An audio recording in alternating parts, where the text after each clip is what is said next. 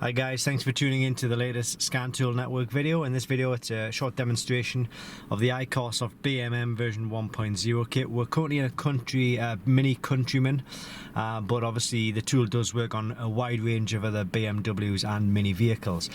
So we're going to, but first of all, before I get into the video, I'll tell you that this tool is available just by clicking the link directly below this video. There are fakes, there are clones on the market, but if you use the link in the description below, they'll definitely be taken to a genuine product. Okay, so we're going to diagnose and hopefully reset this airbag light here that we have on the dashboard.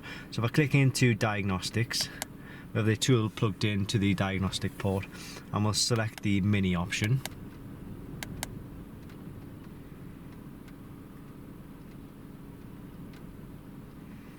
We need to fuel up, as you can see there. Click on automatically search, and you can go to manual, and it will allow you to access whatever system you wish to. So we're going to try and find the airbag system. In this car it's SRS, Supplemental Inflatable Restraint System.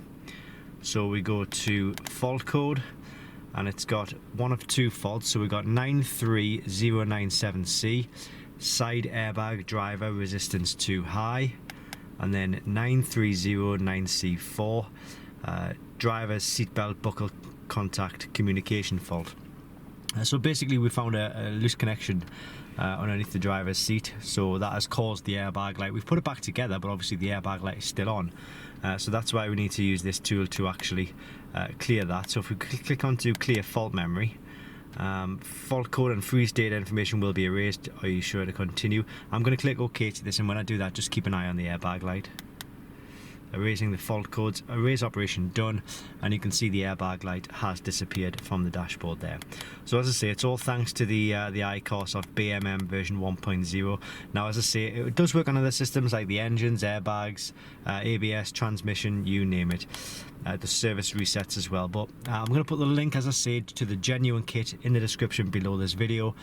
There are fakes, there are clones out there that can do vehicle damage, so it's just unfortunately something that we have to deal with, but clicking the link below will definitely take you to a genuine product.